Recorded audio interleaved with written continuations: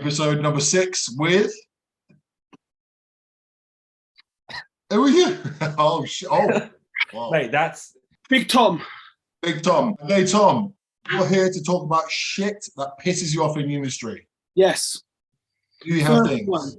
First one.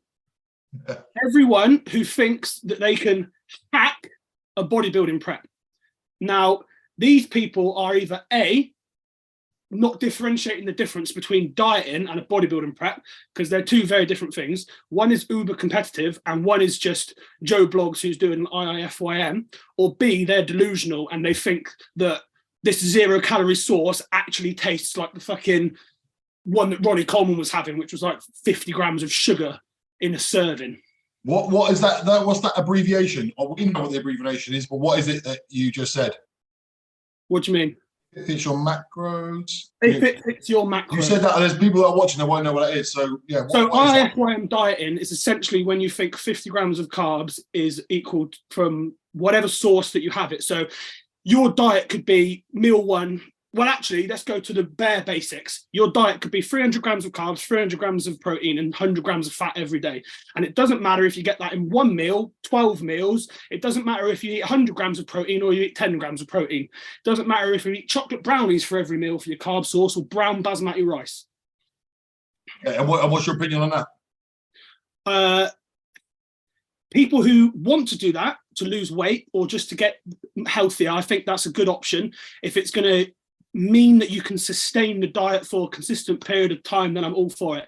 But if you want to get on stage and you want to be competitive and you want to commit to bodybuilding, I don't think the word hack should be associated with it unless you're on a hack squat, because a bodybuilding prep is something that, in my opinion, should be 100% that you dive into. It's only 12, 16, 18, sometimes 20 plus weeks. If you can't commit 100% to that, then just don't do it. You're kind of taken away from the people who do it. Does that make sense?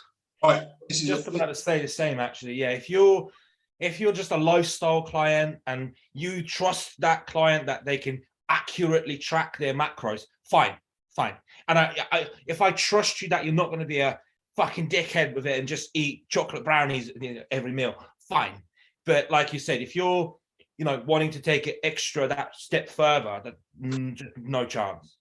So I actually am aware of a dude. He's a real nice guy, and he does that for prep. He does it if it fits your macros, and he preps. And he actually won a Fit Extra last year. I don't know if you guys know him. I'll say his name anyway. We're not like slating him, right? But his name's Will Bastner.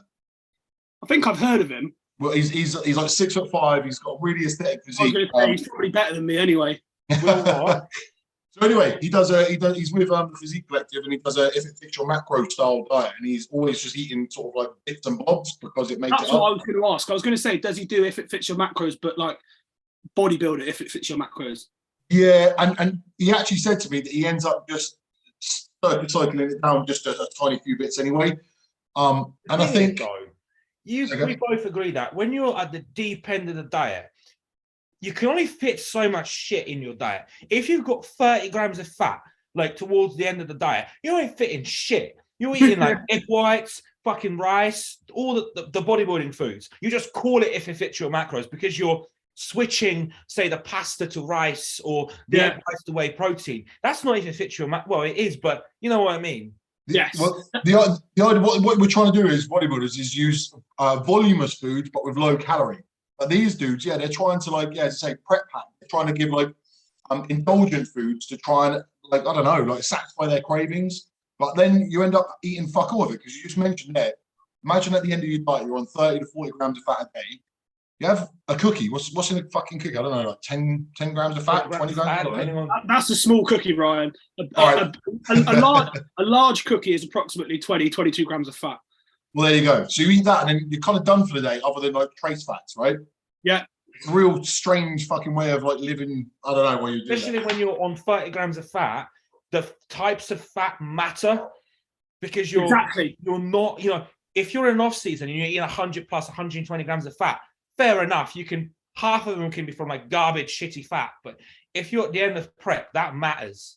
This is what I mean. I mean, when you're on, irrelevant of what stage of prep you're in, when you take bodybuilding seriously to the point where you want to do a competition, you're trying to make your diet easier, you're already committing 100% into the supplements you take. You're probably training to the point where you leave the gym and you're half dead.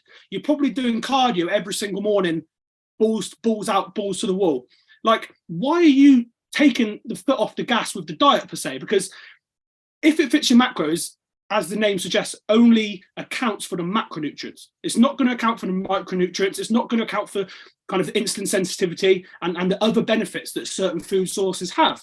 Like, you know as well as I do, guys, that if you eat 50 grams of rice, you're going to feel vastly different to if you eat 50 grams of carbs from fucking chocolate brownies. Yeah. Let me ask this: do you both eat veg, or are you using a powder? If I can take something as a supplement, I'm going to do it. No, I eat veg. Off season, powder, prep, veg. When my appetite fucked off, I have one meal with proper veg in, yeah, and then others just fruit. But in prep, 100%. In prep, I have veg for almost every meal. Well, oh yeah, of course. I'm talking like now. Yeah, I just hate food, mate. I just get it in whatever way I can, just like whatever. But yeah, so to talk about that, Tom, yeah, the bioavailability of certain foods is very, very different. So even when you're thinking about protein sources as well, like the protein that you receive like from like nuts isn't the same as you receive from beef, or the same as you receive from soy, or what. So the availability, how much nutrients that your body takes from certain foods absolutely matters. But what I would say is, because you were saying about why would you take everything seriously and then not take the food seriously, or like try and give yourself an easy ride. I guess the answer to that would be, like, if they were to answer it, would probably be, well, I still want to lead a normal life with my missus, or I still want to, you know, have fun with my family or my friends. So what would you say to someone who says that? That's a very good point, and you've stumped me a little bit there, because I sometimes often forget, and it's easily done. And I always hold my hands up. It's easily done when I like to think the three of us are pretty similar. We're very tunnel vision, and it's easy to forget that some people aren't like that. Yeah. And these people are not worse than us. If anything, sometimes I envy them. But what you just said is a very, very good point. And actually, before I wrote that on my list of 3 things, it's probably something I neglected to think about. Because I'm very fortunate in the fact that even though we just had a baby, when I prepped for the FitX, where Ryan beat me, she did absolutely everything for me and the baby. So it's very, very easy for me then to put 100% into prep. Yeah. Yeah, see, that's just it. But you know, I'd be lying if I said I didn't do that as well. Sometimes, like, a client will message me and they'll give me an excuse on something, and straight away, this is what my brain does. My brain goes, oh, for fuck's sake, like, what can't you just do simple shit? But then I have to have a moment to myself and remember, this is my life. I pour everything into this. My client, who's just a lifestyle client, you need to, or lifestyle who is interested in competing once or twice, maybe, it's not the same. And sometimes you need to take that step back and realize that, you know. Or I think sometimes we ask too much of clients. Like, I've tried to take that on board a little bit. I'll just say, look, when we start, what are you comfortable with consistently managing to do on a day-to-day basis? And from that point, we step it up, we step it up, we step it up to the point that they can't do anymore. But I think to kind of like throw them in, like, sort of in the like deep end from the start, it's almost you set them up for failure. Do you find that clients will come to you and they'll want to be pushed? Like, so they'll say to you, I want you to, like, basically they want to do loads of cardio and eat fuck all food, and they want to get lean now. But as a coach, you always have to hold people back, because as soon as they start feeling those preppy feelings, you know, where they're hungry as fuck, they've got no energy, strength dips, all that fucking horrible shit, that's when they go, well, you know, they start going AWOL. You know, then they become hard to coach, don't they? Because then they, you know, they're in this position where they're like, oh my God, I'm fucked. You know, so I think it's really important as a coach to be able to hold back your clients, even when they want to push. Yeah, I call them yes clients. They kind of split into 2 categories. You've got the naive client who on your questionnaire puts, nothing I won't do. How many meals a day can you fit into your schedule? Oh, it doesn't matter, I'll make it work. Nothing. You give them 6 meals and they're like, 2 days in, they're like, this is really hard. Can't do that anymore. That pisses me off. Yeah. But then on the other hand, you've got the yes client who, hours cardio. Yes, boss. 800 calories. Yes, boss. fucking gram of Tren. Yes, boss. I don't do that, by the way, but you get the idea. Yeah. And those clients are almost difficult to coach in their own way, just because, like you just said, Ryan, holding them back is a skill in and of itself. Yeah. Because when you're an online coach, because obviously I do a lot of one-to-one, and a lot of my prep clients actually come from my gym, so it's easy. I can see them every day. I can gauge their physique every single day. So if they suddenly come in and they look like a water balloon, I'm like, oh, we've pushed it a little bit hard. Online, when you only check in with someone once a week, it's very, very hard. If they're saying every single week, I'm fine, I'm fine, I'm fine, I'm fine. As a coach, you're like, fuck it, yeah, let's do more. Let's do more. Oh, you're gonna be ready in 2 weeks. Let's do this show. And actually, they could be burning out and they're not going to say anything to you. So with the yes client who's just wanting to do more and more and more, sometimes I find that more difficult. Like you just said, Ryan, you have to almost keep them on a leash, if you like. Well, to be honest, if I've got a client that's saying yes all the time, I don't believe them. Yes. I was just about to say that. When I'm like, I know they're on low food and I know their output's high, and I'm like, everyone okay? And they're like, yeah, sweet.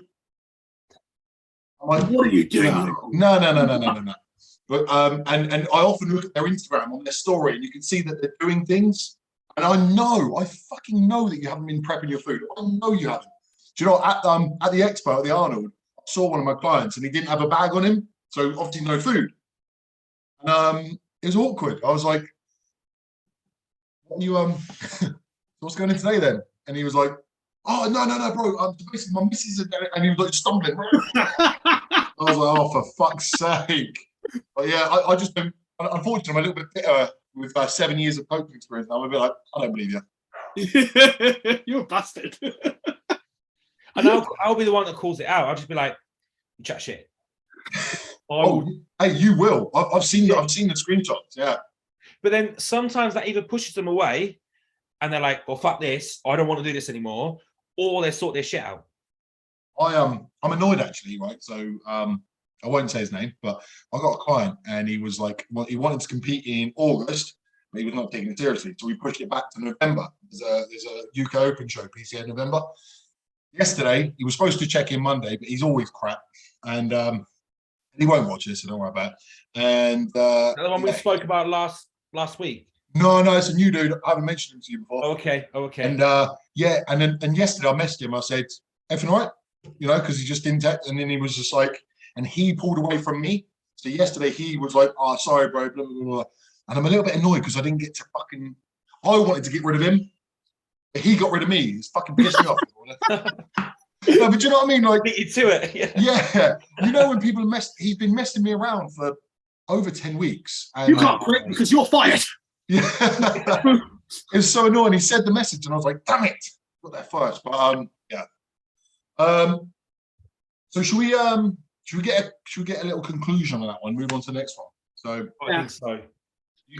Dave, what do you reckon? Prep hacks.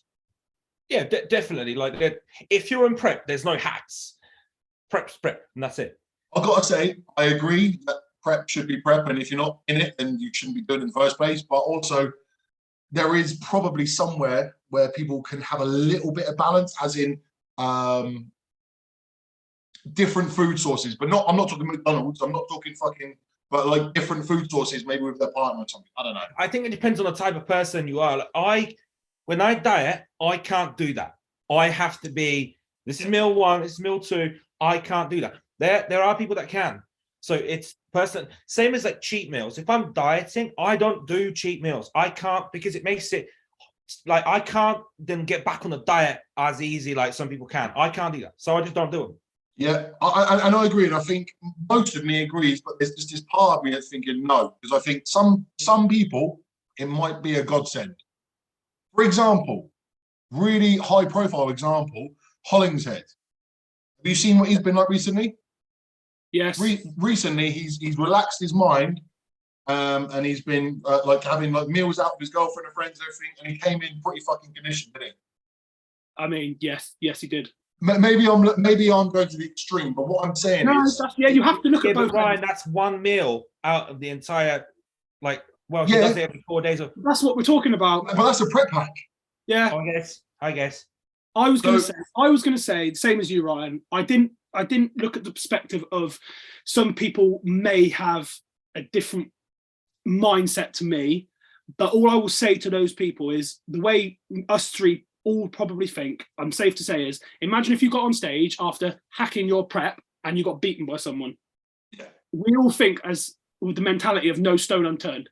I don't want to be stood next to Ryan. If I get beaten by Ryan and I've done absolutely everything in my power, then I've still won. I mean, I haven't beaten Ryan, but I've still won. I've done everything that I could have to beat him. I get it. And I'm sure I've been beaten by people who do prep hacks. But at the same time, I bet I've beaten a lot more people who've prep hacked. Yeah, I agree with that one. I think you're better off doing everything in your power, absolutely everything in your power to bring your best. Because I just say, even if you don't get the result you wanted, if you know you gave it your all, there's a sense of satisfaction there, isn't there? Yeah, I agree. Yeah. But as much as I agree, there's a part of me that thinks no, it cannot go in room 101 because I think there is a place, given the right person and given the right choices of foods and things like that. Fuck you, Tom. Sorry, I didn't mean that. Sorry. Go on, buddy. Next one. Oh, can I change my second one? I've got a really good one. Let's talk about the mobility one. So bodybuilders who are, let's talk about big bodybuilders now, like Ryan Mackin's level big, who seem to think that they can just walk into the gym and train. I never saw Ronnie Coleman lift or like do stretching or mobility, but I'm sure once he got into the gym and he got to being very, very large, he had to do some degree of stretching and warming up, even if it's mental. I don't believe that when you're deadlifting over 200 kilos, when you're squatting over 200 kilos, when you're benching over 140, when you're stacking machines and adding weight, I don't believe that you can just walk in off the street and take your mind and your body to that place, to that intensity level where it's necessary in order to train. Now, I see a lot of people do it in my gym and gyms where I go on day passes and stuff like that. Guys who just walk in, chuck their gym bag by whatever machine that they want to go on first and go fucking straight into it. Now, you both are very strong. So I'd like to know whether either of you are guilty of this, whether you're strapped for time, whether you just find it boring. Judd? So, well, I do a lot of mobility. It is boring, very boring, but I just see it as if I don't do mobility, let's say squats, if I don't get my ankles mobilized before I squat, I'll get knee pain, my knees will be clicking. I physically can't squat to the ability, to the extent that I would have had I warmed up properly. Like my hips will be tight. So I think it's person dependent. Some people can, some people just naturally are better at, they just don't need it as much. Other people like me and you, Tom, I mean, Ryan, if you don't do it, but you still squat fine. Your squats are still, like you can even get in the low bar squat position. I've seen you do that on a barbell. What could I do that? No chance. I assume, Tom, you can't do that either. No. I can, but it hurts. It feels horrible. It feels like shit. And actually, when if I go above like 100 kilos, like, it starts feeling terrible on my shoulder. So no, I can't. And I feel like for me, I certainly agree with you, by the way. It's almost like warming up for 5 minutes. Well, I ain't got time for that. No, fuck that. I want to get home and watch fucking EastEnders or some shit. I don't know. And 5 minutes takes me half yeah. an hour. I was going to say 5 minutes. I had a client in Spartans, where the gym I was trained back in Southampton, and I saw him and I was watching him, but like I didn't want him to know I was watching him, and I was just watching him, and he did his bent over rows, and it took him. So it was two bigger sets and one high, like 2 heavy sets and one higher rep one. He was done within 5 minutes, not over 5 minutes. Within 5 minutes, he'd done it. He'd done his warm up. He'd done 3 sets. He was done, and I was like. So I went over and got him, and I took him back, and I said, "Let's do this properly, like properly." And we went through it, and he was drenched with sweat and fucking bloodshot eyes. When I was like, "That's what it should be." And I don't think people realise how hard they should train. I think people are just sort of going through the motions, and that's one of the problems. Yeah. And I think that sort of ties in with what you're saying, like just walk in and just train, because you can't be asking. It doesn't really mean that much to you, to be honest with you. The same ability-wise, you probably just don't need it as much. Let's say you walk into the gym for legs. The first thing I do, I grab a band, I loop it around like something, and I put my ankle through, and I start like warming up my ankles. Then I'll do the same for the hip. Then I'll start doing some like body weight lunges just to get my hip flexors warm up. Like things like shit like that. Yeah. I stretch my quads, my knees, my hamstrings, my calves. And I do some like ankle circles, and I might lie on the floor and do some glute shit as well. Oh, so you do it? Yeah, but I do enough so I'm mobile and I'm good to go. I wouldn't say that I take it seriously enough, so I'm probably a little bit guilty of what. Yeah, but that's enough for you to perform. Yeah. So that's fine. This goes back to the first point, just about like commitment levels. I'm like, people think that bodybuilding is the hour in the gym and then you're done, and it's not. It's everything else. Like, I can honestly say that I don't want to sound like I think I'm massive, but since I got to like a reasonable level where I consider myself big and strong, 99% of the issues that I've had, or the impingements or the injuries, I'd say they're due to the lack of mobility or stretching or warming up. So this is what I'll say. The guys that we're talking about, the guys you're talking about, they probably haven't been injured. So they haven't encountered the same issues that, like, someone saying, let's say it's knee issues. I've not had knee issues, but just issues as an example. You go into the gym and you just physically can't squat without your knee hurting.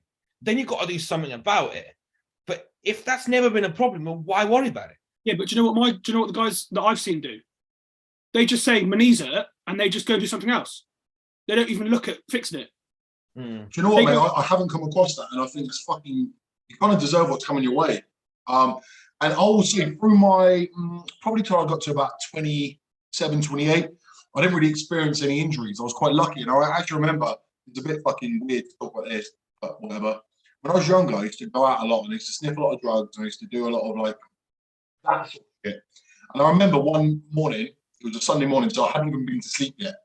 I went straight to the gym from wherever I was. So dehydrated, high on cocaine, fucking whatever, hadn't eaten for a long time, and I just went in and trained. And fuck knows how, I never injured myself. And then the irony is, that was nearly 10 years ago. The person who I am today really gives a shit how I injure myself all the time.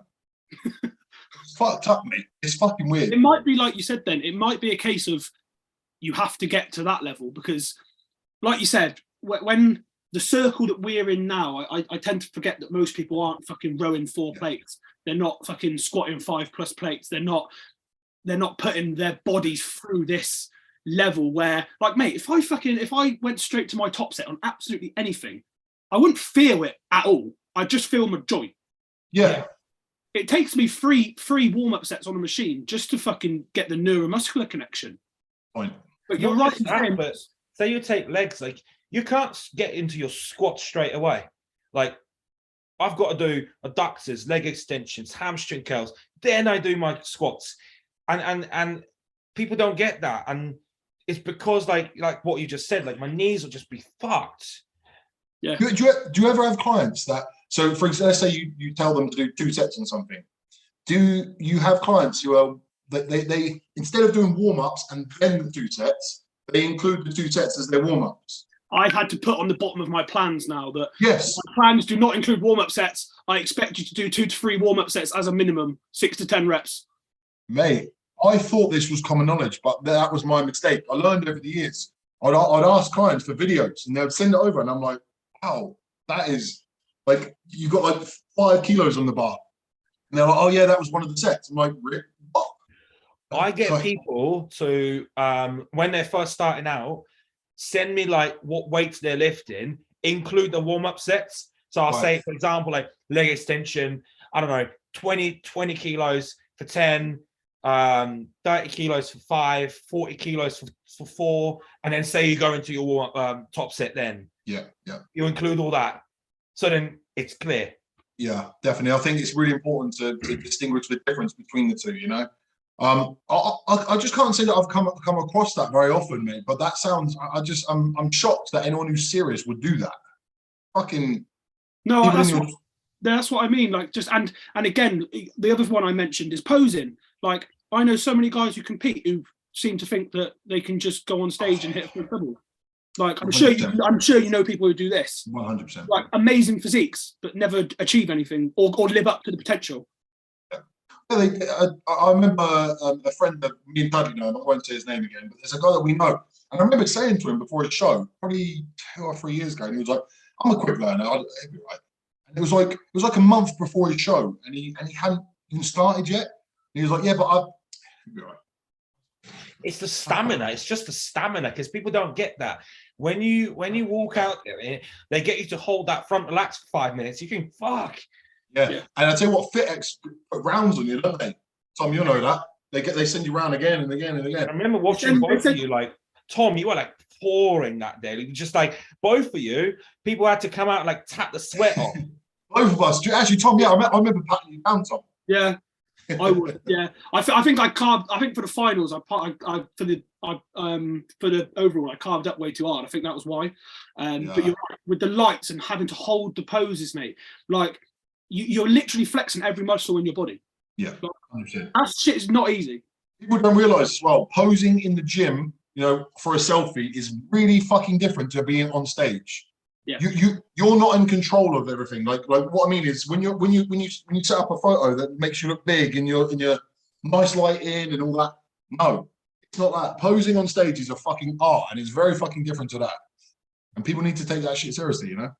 No, I agree. And again, like that's something which I feel, I don't know whether they don't do it because it's a lack of knowledge or it's just out of laziness, which is probably why it irritates me the most. Stuff like this, which is fully in someone's own accountability, but they just neglect it because A, it's boring or they're lazy. Like then you get the other camp of people that pose way too much. Oh, this is a separate point. This is a separate point. Guys with no muscle who fucking post 2-minute long posing fucking videos on their Instagram. Or like, dramatic music. Stop trying to hit a fucking reverse rear double bicep and go and do some lat pull downs, bro. And it's like, as you said, it's some like dramatic classical music, and they're like, yeah, it's like Hans Zimmer, like yeah.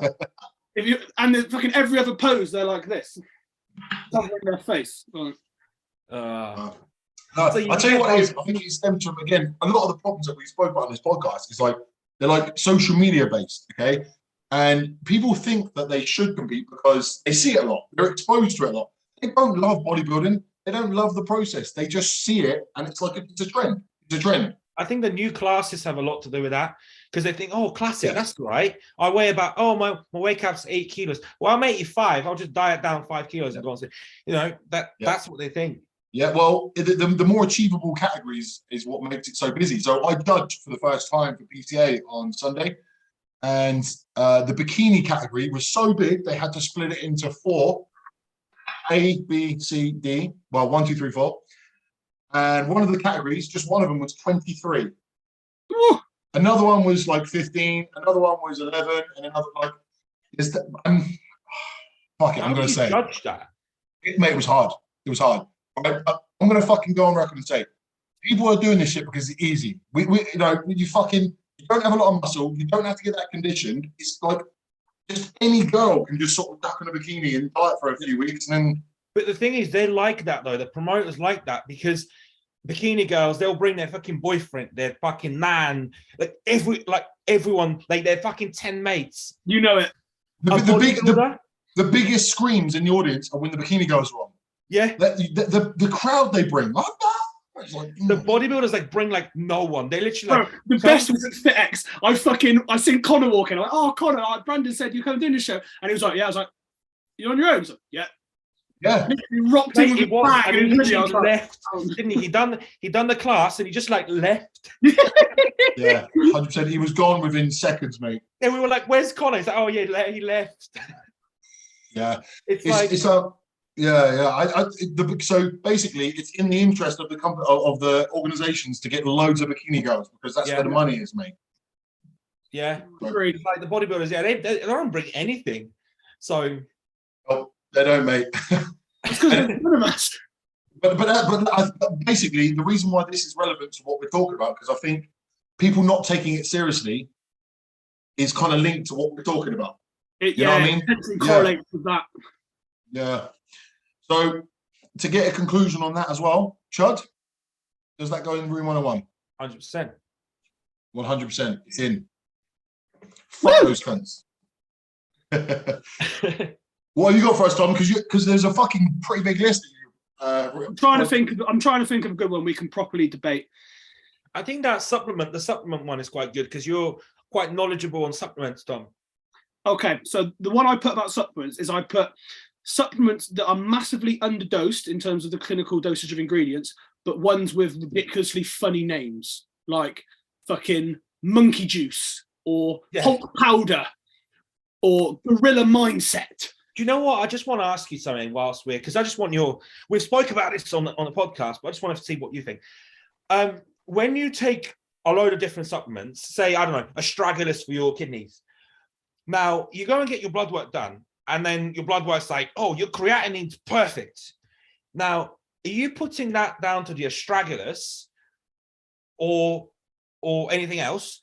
And also, if so, does that mean that the astragalus is actually doing stuff to your kidneys to make them work better, or is it just masking the problem? And it's not actually, like, your kidneys are still fucked, but it's just that on paper they look fine.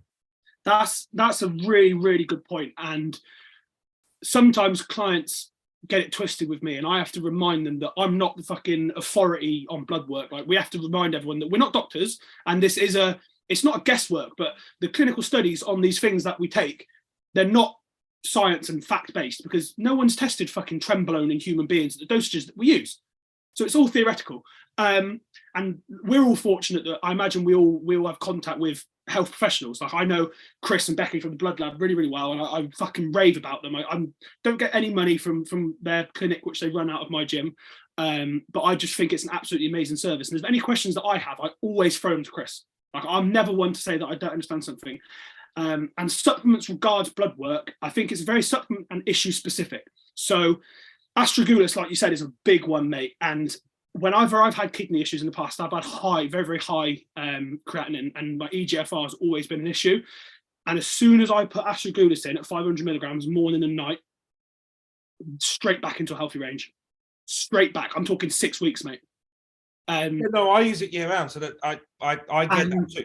And mine's always fine. But like I said, is the question is it just masking an issue, or is it actually? Well, again, that's where the EGFR comes in, because I said something similar to Chris, and he said if your EGFR, which is the kidney filtration rate, is in the green zone, really you're where you want to be. But the issues, the one that I should mention, which is similar to what you're saying, is lipids. Now, lipids is one that is very, very technical, and your blood work might be like, yeah, you're all green, bro, but it doesn't actually show the plaque buildup. So you can get your bloods done when you're off cycle, and your LDL and your HDL and your total triglycerides are all fucking well and all good. But unless you get a calcium score, which if you get it done on Bupa is like fucking $1,000 or something ridiculous, and it only tracks like 30% of your body, you're not going to know how much plaque you've got built up in your arteries. Like, you know, the shit that you used to put on the adverts when you eat too many McDonald's. Like, if you walk around with your HDL, I think the ratio of HDL to total HDL to total triglycerides is like 2 or something. I think if you walk around with it 2 or 3 or above, you basically just get rapid onset plaque buildup. And this is shit does not go. What's the differentiation between plaque and cholesterol? So cholesterol is the umbrella term for, like, I was going to say that just sounds like cholesterol. Yeah. So plaque's actually the thing that builds up in your arteries. Sure. That's going to give you fucking a heart attack or a stroke. And cholesterol is the umbrella term for HDL, LDL. Right. So, like, people think that because, you know, fucking Gen Pop, they go through trends about what's healthy and unhealthy. They went through one where, like, high cholesterol is bad. Don't eat fucking McDonald's. Don't eat loads of saturated fat. Don't eat any fat. They just said don't eat fat, in fact. Yeah. Neglecting the fact that, like, fucking polyunsaturated fats are actually really healthy for you. So cholesterol is the big one, Dave, which really you need to get your blood work done on cycle. I think people who get it done off cycle just to convince themselves that they're healthy enough to go back. Cholesterol is also very sensitive to hydration. So if you're, that can throw that off. It fasted or non-fasted, that can throw that off. Well, also, what a lot of people forget is that testosterone is actually a derivative of cholesterol. Yeah. So that in itself is, you know, if you're taking high test, your cholesterol is bound to be high. Well, the thing is, training and eating the way we do and training the way we do, when we get bloods done, it's kind of thrown off anyway. There's so many markers that are thrown off based around not just the lifestyle, but the proximity to when you had the test done. So if you train incredibly hard, like for that week prior, and what you ate that day, so it's really hard. What I found with blood blood results was always, it came with a load of caveats. So yes, this is high, but that's only because of this. Yes. Kinase. Yeah, and it ends up being a bit of a mindfuck because this is the problem I always had with Medichecks. Because unless you had someone who could interpret your results, you were guessing. Yeah. Okay, so I guess my point is, if we live our lives this way, then surely our instead of caveating it with, it's only high because of this, how about it is high because that's how we live? So instead of trying to caveat it and trying to make ourselves feel better, maybe we should just accept that they are high due to the lifestyle. I've been through that myself, and I'd be lying if I didn't do exactly what you just said. You go, I used to have, remember when my CRP was high, Dave? My CRP was like really high, and that's like the body's inflammation marker. So it's your body basically saying like something's seriously wrong here. You need to stop. And I was like, yeah, it's sound. I trained yesterday. I was probably dehydrated. Yeah. Like, and actually, that's what we do as bodybuilders. Well. That is what we do as bodybuilders. We convince ourselves it's okay because X, Y, Z. You know what I mean? When in actual fact, we should realise, well, no, those markers are always going to be elevated because we're always training hard. So for 100% of your life, it's elevated. So yeah, so justifying it being elevated isn't going to make a difference. Yeah. Like, it's a bit irrelevant. And what you said, Tom, about obviously doing it on cycle, I do that. Like, I literally just had mine done. And I looked at it and I'm like, okay, it's actually fairly good for being on cycle. But then you think, okay, so then I'm going to come off cruise. I'm going to get it done. My blood work is going to be like pristine. But that's only for like, what, 4 months? Like 4 weeks? So the rest of the time, it's fucked. That's what I mean. Guys now, they get their blood work done at the end of a cycle. They're like, oh, it's bad.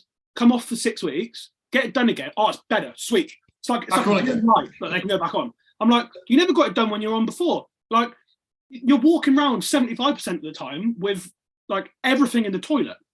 Yeah. So that 6 weeks where you're healthy, it's like one of them fucking juice cleanses. It's not gonna do anything. I don't know if you find blood. So go on. Well, I think blood work's one of those things that it takes time to take a decline. So it's not something that you do one cycle and all of a sudden it's all fucked. It almost takes time to get to that point. So as long as you keep an eye on it and you think, okay, maybe that's a bit elevated, maybe I should like take some like action about that, and then like ensure that you're like constantly keeping an eye on it. Yeah, but basically I think as a roundup of that is bodybuilding is damaging, and we all try to mask it and we all try and say that it's okay. But in reality, what we're doing is it's just damage limitation, because you're damaging yourself. But if you can take measures to try and reduce that a little bit, so be it. Because Dave, once upon a time, you said something to me. You weren't even, it's a real small deal, but it just stuck in my head. Pick your poison. I remember you telling me that. You either do, I heard that. Yeah, you do one or the other. And ultimately, you're not going to stop bodybuilding. So you just have to accept that there's risk, but you just try and mitigate that risk by doing a couple of tweaks here and there. You're doing way worse shit. I mean, there's way worse shit to be like that people do. 100%. You know what? If I could put something to Room 101, like I don't know if it's going to be official, because I'm going to do one as well. So you try. But bodybuilders always put the post up. Bloods came back. Everything's in range. Why are bodybuilders obsessed with saying that shit? I'm sorry. Everyone, not everyone, 99% of you are fucking lying.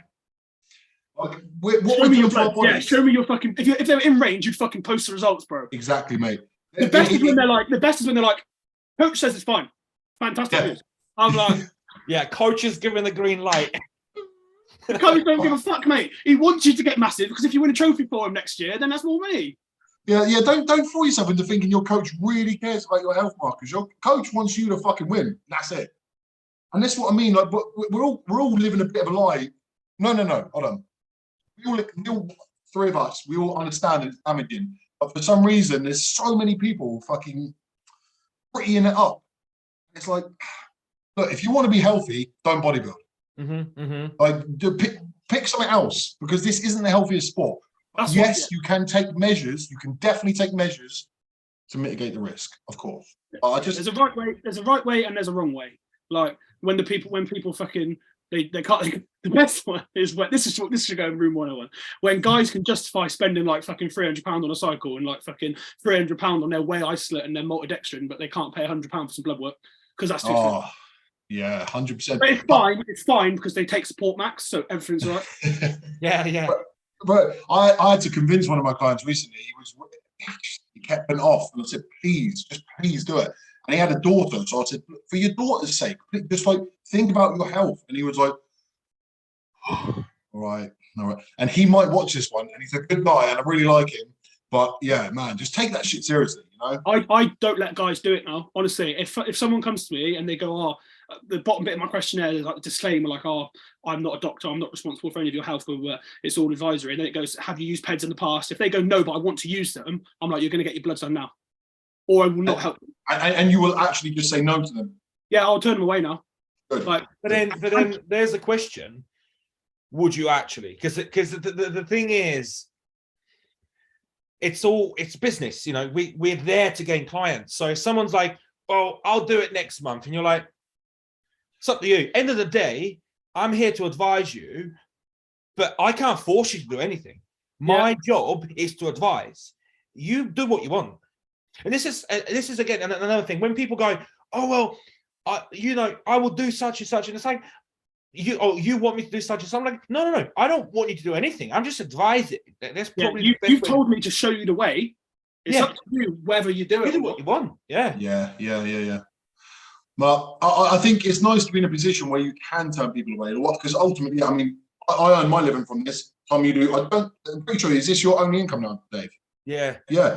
So we earn our income this way. So you got to still make a living. But it's nice to be able to be in a position where you don't just have to take everyone and even just be reckless with it. You know what I mean? So I do respect that, Tom. If you actually say no, I can honestly, hand on my heart, say there's only one guy who I let come to me.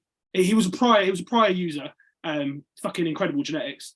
He was a prior user, and he came to me and I said, "Have you had any blood work done recently?" He said, "No." And he said, "Oh, but I'm looking to do this show." And it's only because the show was in such a short period of time away that I said, "Actually, if there's any damage doing this for," he's already been on for like 2 years. I was like, "If you do anything in 6 weeks now, it's going to be fairly relevant."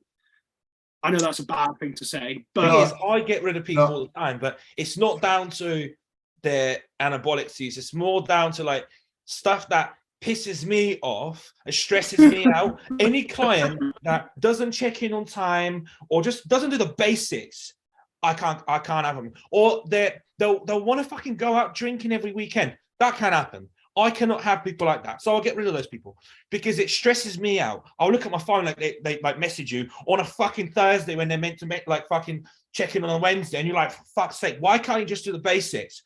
I can't have that. So I want more than likely to get rid of people like that. Yeah, 100%. I've got people like that. And you know, there's them clients that always moan as well. And when they text you, you get a little bit of like anxiety. Their name pops up, and you're like, you look at your phone and think, oh, fuck. If you're at the gym, you think, I'm going to look at this later. it won't ruin your session, but it'll certainly put you in a weird mood. And you're like, no. Right. Yeah, 100%. They're like, they're being selfish. On airplane mode when you train? No, I don't. No, because they're doing the music in that. Plus, I use my I use an app to track my weights in that. So it needs a Wi-Fi. It needs like internet. You put yours on airplane mode. Whoa! Yeah, I go airplane mode logbook, mate. I'm old school. Yeah. If I could I could fucking use wireless headphones on my iPod Nano, I would. Yeah, I feel like I should. I don't know why I don't, because sometimes I will see a text and it will wind me up. It's because you're a good coach. That's why.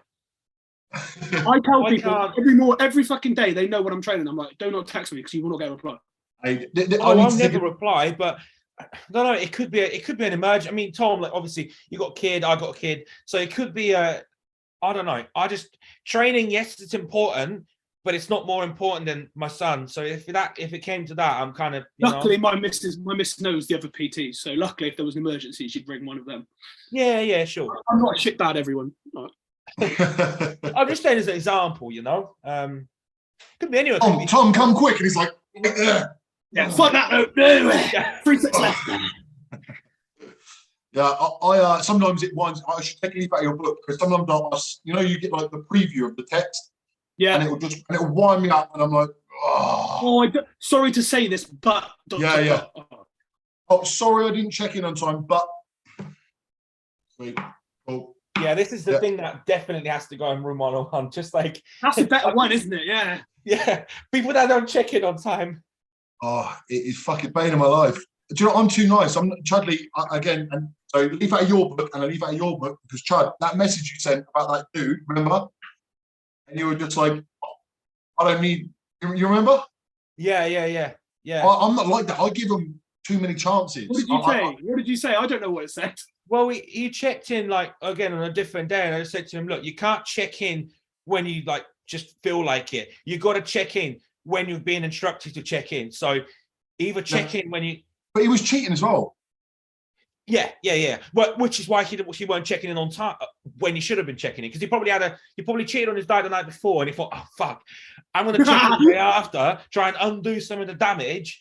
Yeah. But he was pleading with Chudley to stay. Like he was like, "Please, I really want you to coach me." And Chudley was going, "No." Like, if you want me just to take your money and feed you a load of bullshit, I ain't your guy. Go and find someone else.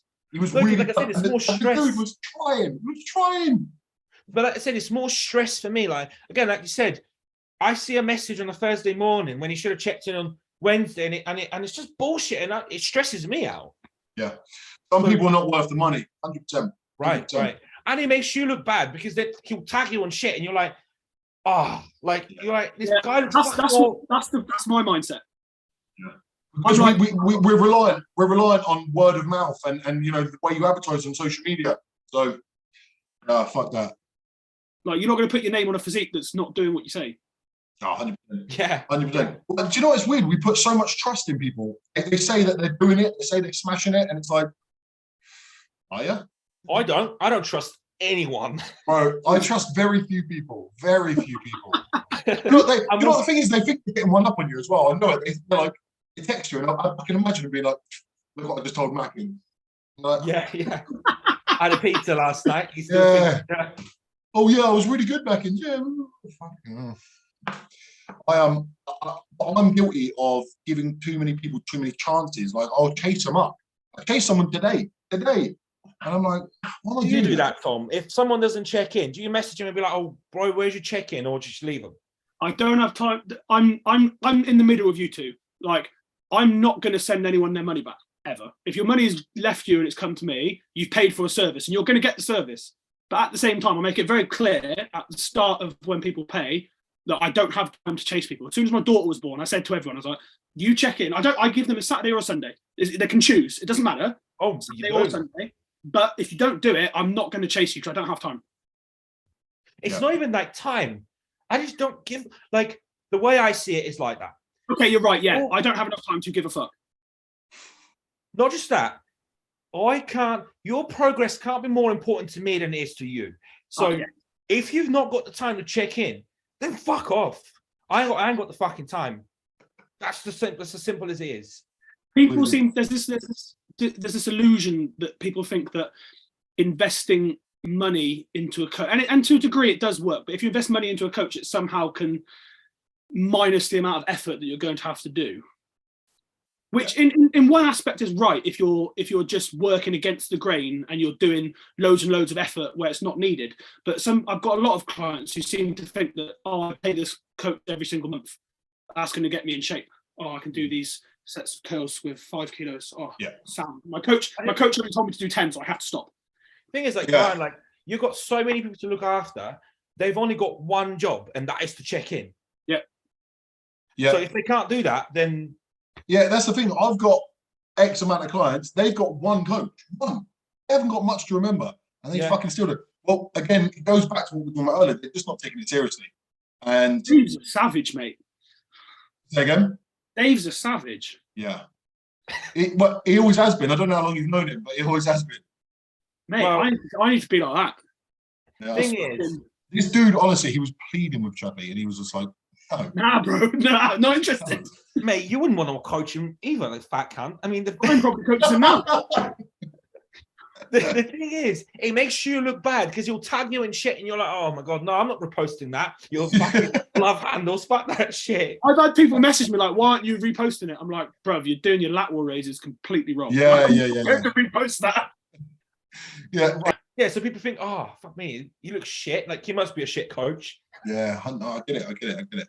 So, yeah, and I would be blunt and honest. I said to the guy, that same guy, I said to him, look, I'm banning you from posting your physique and tagging me in anything until I say you look good enough to do it. I literally said that to him. I said, you look like fucking shit.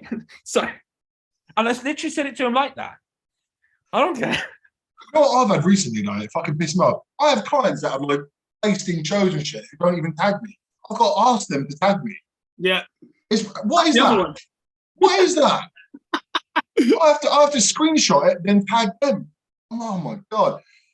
Fucking annoying, mate. I mean, I'll never force anyone to like take their pictures and be like, I'll post them on there. If they want to tag me, they can tag me, that's fine. But yeah, and then the worst ones are the ones that they just take the credit, like their like give themselves the credit. They'll message me in the morning, like, oh, what should I do? Should I up my cardio? I'm like, nah, keep it the same. And then they'll say, oh, I was gonna up my cardio, but I left it. Like, and I'm like, you little rat, I fucking told you to do that. You're fucking taking the credit. A guy that he had never heard of the expression a refeed or carb refeed, and I explained it to him. Anyway, 2 weeks later in his story, he's like, might give myself a refeed on the weekend. And I'm like, oh, you can't be talking about that shit. You didn't even know what it was. Oh, so frustrating, man. Yeah, this is it. That's a way better point, bro. That's going in the room. That's in the fucking room. Tom, what other ones have you got? Like, let's just fire them all like quick fire round, yeah? Quick fire. People who dry scoop their pre-workout. Fuck them. Oh, I do that. Because I tell you what, most pre-workouts taste like fucking shit. Name one pre-workout that tastes good enough to drink it. Okay. What? I don't even do them. You don't do pre-workout? Don't take pre-workout? I don't do pre-workout now. I tell you what, Dave, I've got one for you. You know, I spoke to you about this. I didn't even fucking drink my pre either. I just fucking use that injectable pump. Oh yeah, that's it. But that's not pre-workout. I'm talking like it's bro. That's it. Injectable train. Like that's the one. Like that is honestly, it's amazing. Dry scooping in there. Next.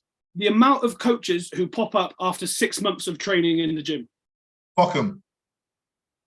Next. No, I'm joking. Yeah, that is fucking annoying. We spoke about it on the last podcast, didn't we? People with no muscle and they're like, coach, and you're like, I think that comes in in one show about the industry going towards the fact that people think it's really easy now. They copy the diet that you're giving him, give it to like someone else. Diet. I know so many coaches who do that, bro. I know so many coaches who do that. And all their clients get the same thing. And then all their clients are on like, fucking, all their clients get 2 muffins on a Saturday. I'm like, what the fuck? This is weird. It doesn't matter if you're 100 kilos or 50 kilos. It's the same diet. No, it doesn't matter. It's fine. Yeah, well, it's your fault. If you go with someone like that, you're a fucking knobhead. You should know that. That's right. Next. Fake natties or people who lie about the dosage that they use. Oh, mate, honestly, I couldn't give a fuck about that. Like, there's a guy on my Instagram. He's constantly like links me like shit. And he's like, oh, so-and-so says he's natural. And I think he's lying. I'm like, what do you think? I'm like, okay. What do you mean, like that? But what do you think? I'm like, mate, I don't give a fuck. Mate, there's like a YouTube channel that's dedicated to fucking calling out fake natties. NKO. Yeah. Well, like, but you can imagine that dude that you know that he's like in his bed at night looking at the ceiling like this. Yeah. All these fake natties. Yeah. No, they almost look for me to say, yeah, you can do that naturally, so they can kind of feel better. They feel like they can achieve it, or no, because that guy's not even natural. But like, I don't even know. Yeah, mate. You know, like all the comments under like there'll be like a world record deadlift, and then someone in the comment section will go steroids. Yeah. There's always that twat in there. For fuck's sake. Yeah, people really give a shit about this stuff. They really do. Yeah. Oh yeah, mate. People that. So this is another thing. JP, yeah. He used to like take, we know the cycles he used to take like fucking 4 grams of like whatever gear. All of a sudden, he goes off for everything and he just takes a bit of test and a bit of primo, loses 20 kilos. Now, all of his supporters are like gone from the big cycles to now testing primo and they're making progress. Yeah, How? the JP sheet, bro. All of a sudden, like, he's now saying you need to use less because it's safer. And it's like, no fucking Bro, shit. Dave sent me the video where he's going, if you're not taking over a gram of Primo, you're wasting your time. Yes, I remember that. And to be fair, when he's posted that, I was like, fair play. Like, this is, even if it's right or wrong, this is a dude who's not lying. Yeah. The thing is, we look at someone and how big they are and how, like, you know, how much power they've got in the industry, and then assume that they must be telling the truth and assume that their opinion is always going to be correct. But, you know, I mean, you don't need 4 grams. That's fine. Yeah, all the big. I spoke to a fucking, like, a highly respected coach. I won't say his name, and he said to me, because I was like, oh mate, I want a fucking pro card in 3 years, blah, blah, blah. And he went, you need to take it to the extreme now. Like, I'm not saying that all the guys do it now, because they don't. Like, when you're a pro, it's easy to hold that amount of muscle and train like fucking really isolated. But every guy who is really, really, really, really, I'm talking like 300 pounds big, they've all hit a point where they had to take gear use to the extreme, with the exception of the genetic freaks. Like, sure, but I still think you can't override time. Agreed. Time is, like, if you take double the gear, you're not going to make double the progress in that year, because muscle still takes fucking 10 years to build. It just still takes time.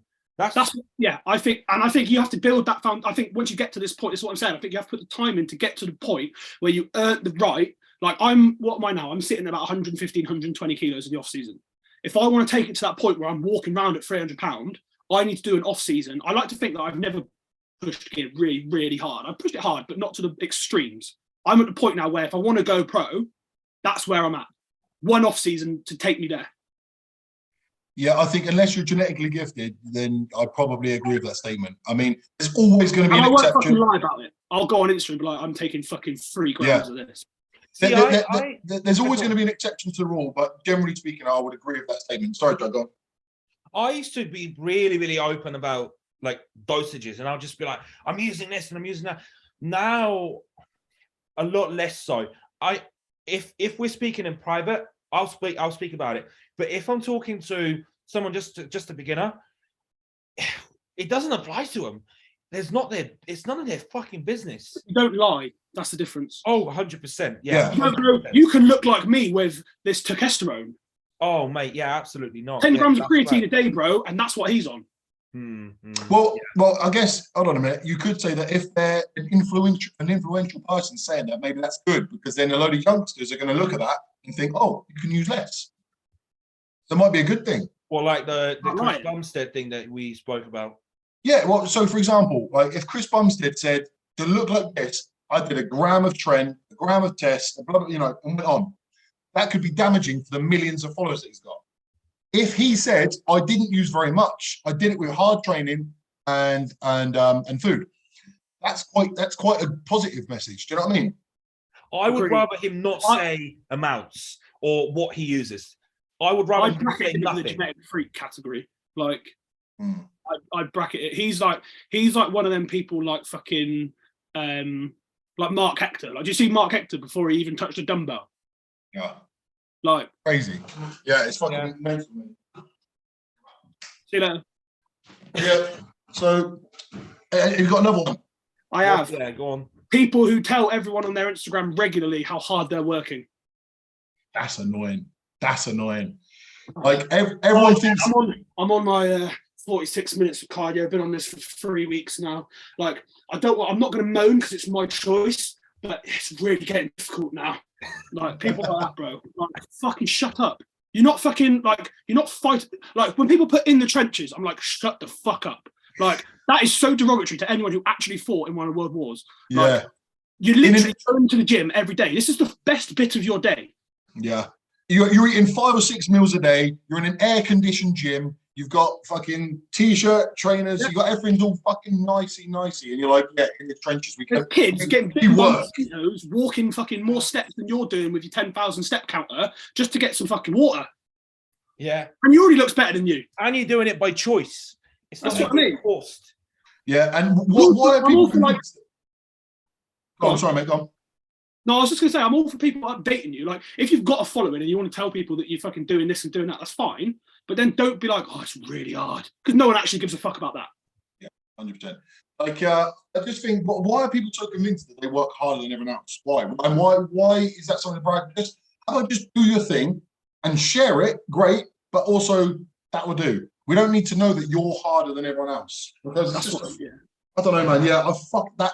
I know plenty of people like that. Again, won't say names, but I know plenty of people that they're convinced that they just work the hardest, and then when they go to a show and get beat, and then all of a sudden it's like, it's almost like, well, I'm gonna kind of premise the fact that, like, what's the word?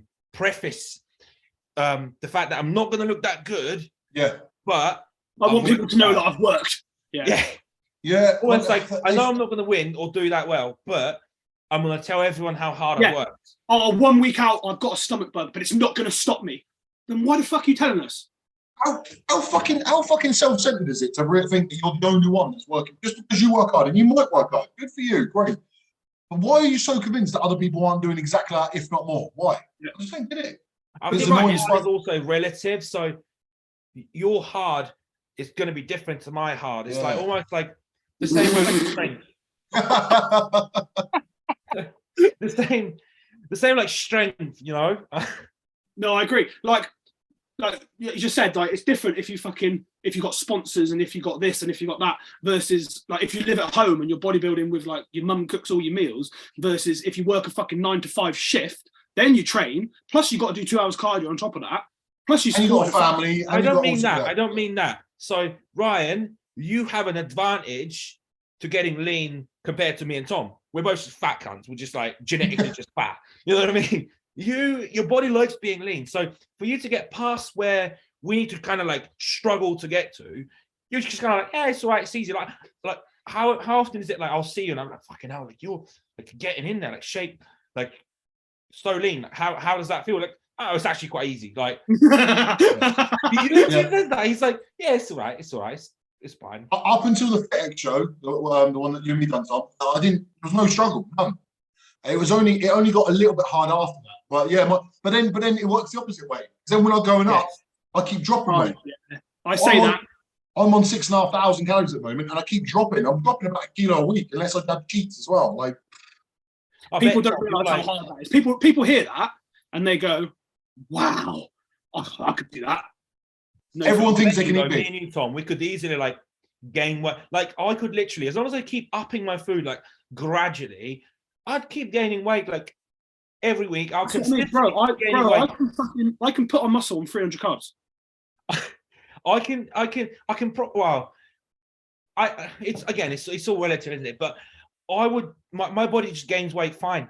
I would keep gaining weight, no problem. I could be 300 pounds, like obviously saying that I'll probably just be fat, but I could do it. That's all I'm saying. You could gain weight. Yeah. I physically get to a point when my body like it barely grows. So I get to about 132 kilo and it starts becoming really uncomfortable, like really. Yeah. Like it's a bit disgusting, but I'm going to the toilet all the time. I'm struggling to sleep, all sorts of shit.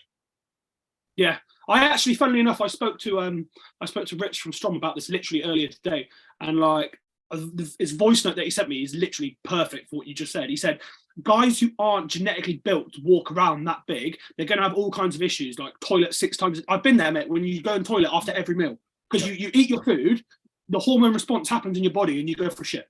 Yeah. Straight away. I've literally been with a client and been like, I'll go shit again. They're like, what are you doing? You've got your second shit in 3 hours. Yeah. Like it's uncomfortable. You're always bloated. Like when you train, it's, unless you're in the middle of a set, it's fucking miserable. Yeah. Like when you getting into machines, you're like in the hack squat and you're like, like 100%. Someone calls your name, you have to be like, yeah, turn your whole fucking body. Like trying to have sex with your missus is fucking off the table. Oh, we talked about this, didn't we? Yes. You're just like slumping over her, dripping sweat into her mouth, and you're on top of her. I'm so sorry for what's about to happen. I promise it will be over quickly. And like obviously with time it gets easier. So like the first time you hit 120 is going to be a fucking nightmare compared to like a year later. Yes. It's still shit. Like Tom, what's the heaviest you'd be? 125, and it was a fairly ugly-ish 125. Oh no, actually, I hit 125 on my rebound, and it looked quite good.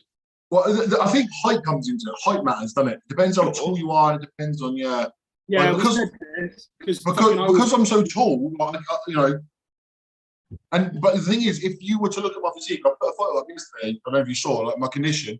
It looks like I'm still quite lean, I'm telling you right now, my appetite is like I'm almost at my ceiling. I'm almost there. Do you do like rest day food, like lower rest day food? Yeah. Today, yeah. And it's like it's 5,900 and then 6,400 for training. Oh, I feel so low. Yeah, man. And I lose weight. So Martin's got me on 3 cheat meals a week on purpose because otherwise I keep dropping. Yeah. Without the cheats, I lose about 1 kilo or 2 a week probably. Do you do quite high intro, like intra workout? How many carbs do you do? 125 cream of rice and 30 grams of raisins. So what's that? 100. No, intra. No, he's on about during. Intro. Sorry, 100 grams of carbs. Intro. 100. Oh. How much fucking slid are you going through a day? Oh, actually, I'm only on 20. He's about to move me up. Do you use long acting in the morning? Yeah, Lantis. Lantis. Yeah. So, but I'm about to push. I'm going back on cycle tomorrow, I think. So, yeah, things are going to be pushed up. Yeah, because you're just going back on now, aren't you? Yeah. I've had 9 weeks TRT. Yeah. You're Blood work's all good. I'm getting it back. I'm getting it tomorrow. So we'll find out. And Or you're like, regardless of what it says, I'm going back on cycle. Yeah, because the truth is, I am. Says it's fine. Of course, I'm going Martin says green light. Martin's the fucking one. There we go. I'm going to do the generic post tomorrow, 100%. Please tag me. I'll repost it. You're like, no matter what it says, I've already bought my gear. Everything. My hematocrit's through the roof, but I bought like 5 vials of EQ, so it's going in. Yeah. Yes. All right. So that will conclude this episode. Thank you very much, Tom. Appreciate your time today, mate. Nice one, bro. Take care, guys. Mate. Cheers, man.